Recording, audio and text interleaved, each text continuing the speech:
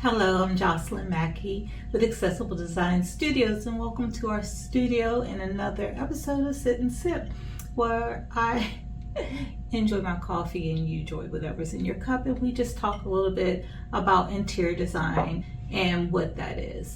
Whenever you think about the elements, there's about 7 really good principles, or elements that is. And a lot of times when we're talking to clients, we say, or not clients, but just people we know, and they come to us with challenges, and they're not hiring us. We'll say, go in your local grocery store, pick up some magazines, kind of flip through and identify what resonates with you, and then buy them and duplicate that. And that's easy to say, and you can do that. But unless you understand what makes those spaces successful, it's still not going to work. You're going to try to duplicate something unless you do it just step by step exactly how you see it in the picture. It's still not going to work. And even if you do that and then you don't have the right size space, it's not the exact same setup, you may not understand why you went to the furniture showroom, you went and did exactly what was in that picture, and it just didn't work. Oftentimes when I engage people who are having challenges in their interior space, they say things like, we can't seem to bring it together.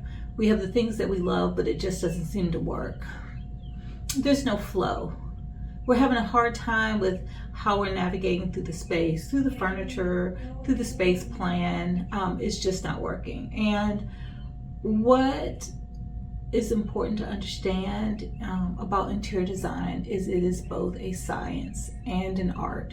And the art is hard to teach because art has a lot to do with feeling and sensing and good taste and concepts like that. But what we can kind of dive into a bit is the science. So let's start with the elements of design.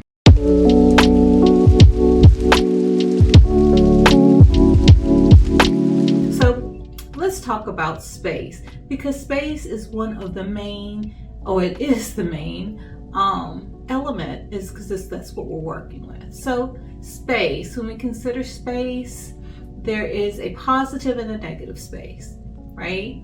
You have the positive space, that's where you're filling it with furniture, that's where your walls and your doors are, that's where the art is on the wall, the rug is on the floor, the actual space that's being taken up. That's their positive space.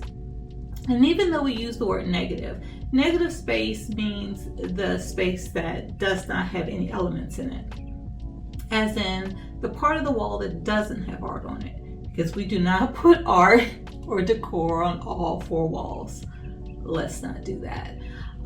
It is the space that's around the area rug, because the area rug should not take up all the space. You need some space between the wall and the area rug, and that's your negative space. So the point of it is kind of like a yin and yang, if you will. You have to have a place for your eyes to flow around the space and then rest. So when we're doing space planning or when we're doing furniture layout, that negative space may be the circulation path, because it has to be practical how you move from A to B, and you can't do that and bump into furniture.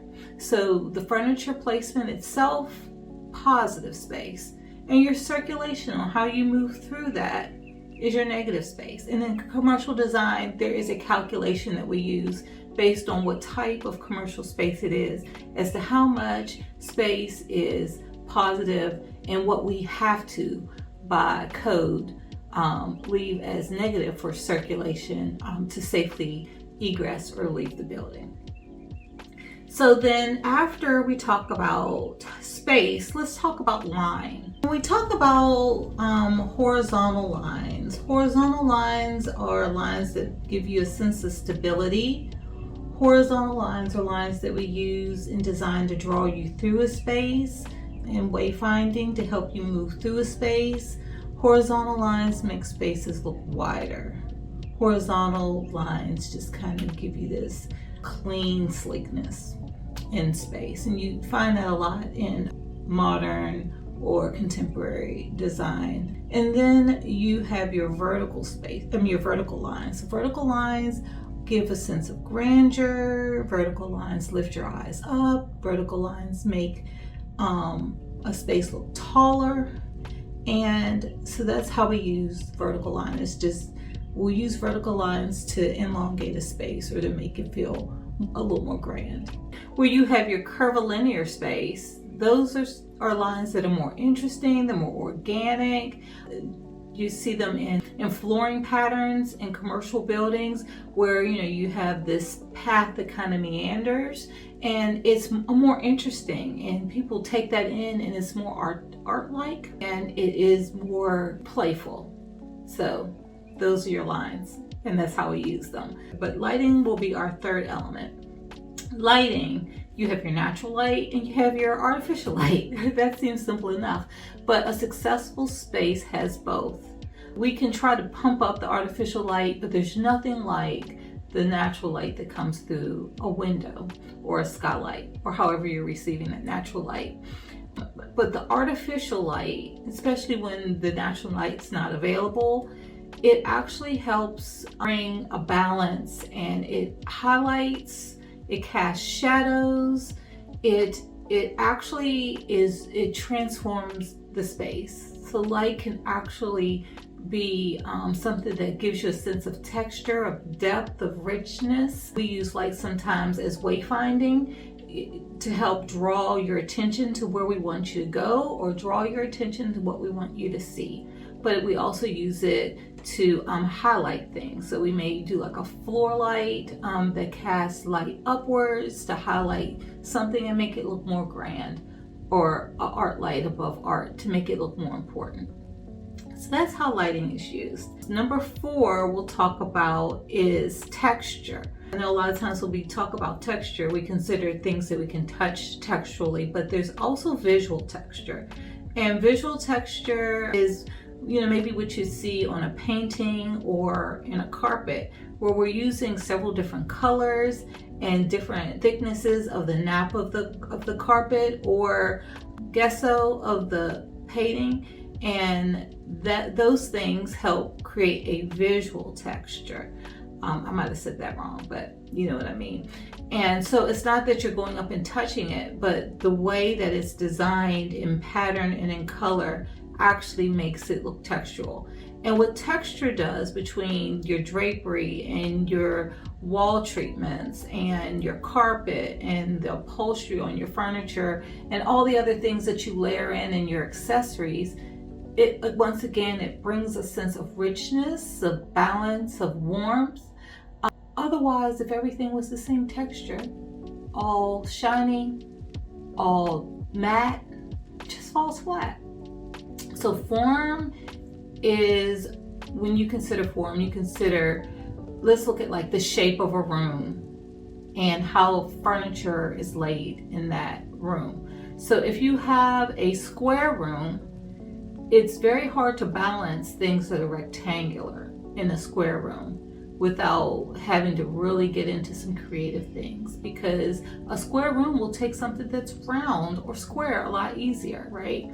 So you take the square and you can put squares in it. However, if you have a rectangular room, you can create a squared gathering, a round gathering, or rectangular gathering. So when you think about that, a lot of times when we have like walls, this is where sometimes it really gets challenging, is you'll have this really big wall, but the wall is more vertical than horizontal. Well, then you need to consider that maybe that art needs to be more vertical than horizontal. And what will happen sometimes is we'll love the art, we want it in that space, but now we need to balance it because we've put a piece of long vertical art on a very horizontal wall, and then we have too much void space and you've lost the balance, and therefore you can feel that and it just doesn't feel quite right. And it's because it's not, and you can sense that, and that's the science of form.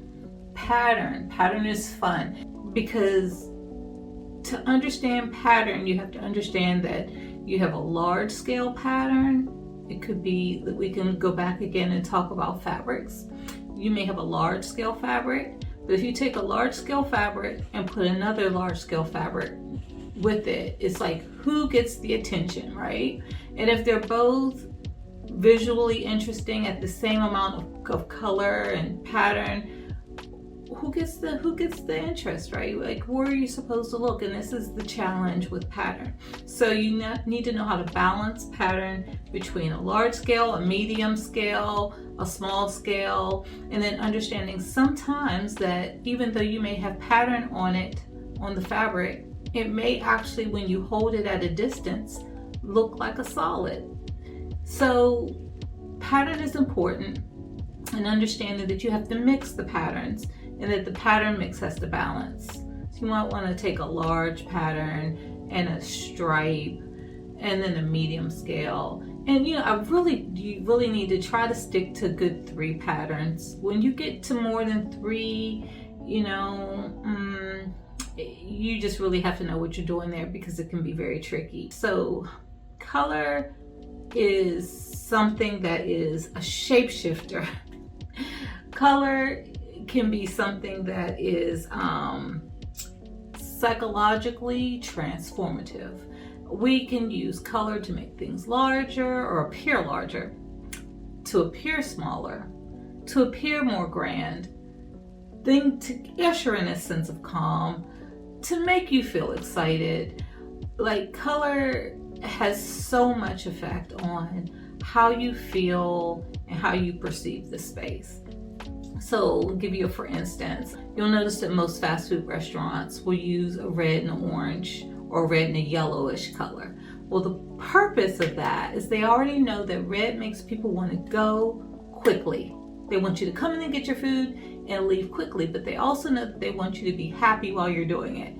So if you come in and you have a seat, they want you to sit down, and the yellow makes you feel uplifted. So it makes you want to have a joyful, happy conversation, eat your food, and leave quickly. But then you'll find the restaurants who use like blues and greens. They're already saying to you, your food's not going to be ready right away. You may have to sit and wait. And while you do that, we want you to feel at ease. So that's the psychology behind that. And then I've heard people, I've talked before about a room I walked in that was all black, and you would think that that room felt small because the black closed it in.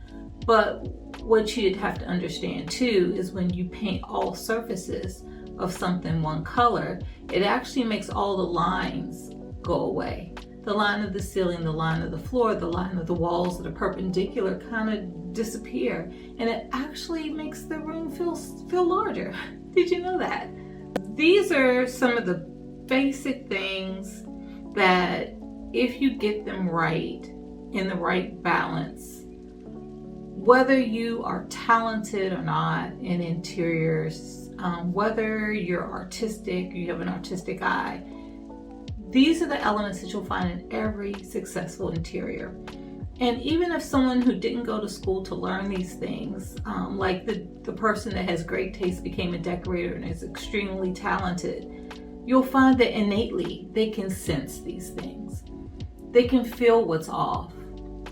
At least that's what I did before I went to school. I didn't know what an interior designer was. I didn't know I was going to learn how to do drafting and construction drawings and learn the difference between a residential and commercial interior designer and code and all that. I didn't know that. But what I could tell and what I could sense as being an artist is how spaces made people feel. And I would make the adjustments based on that. I didn't understand that I was dabbling in science. And you can too. Well, I hope you learned a bit today. I hope that this was something that you can take, put in your back pocket and use. And if you can't, always look to reach out. We'd love to talk to you about your space. Until then, continue to make your life a beautiful place to be. Like and subscribe to let me know if you'd like more videos like this one. Stay connected. Follow us on Instagram at Accessible Design Studios.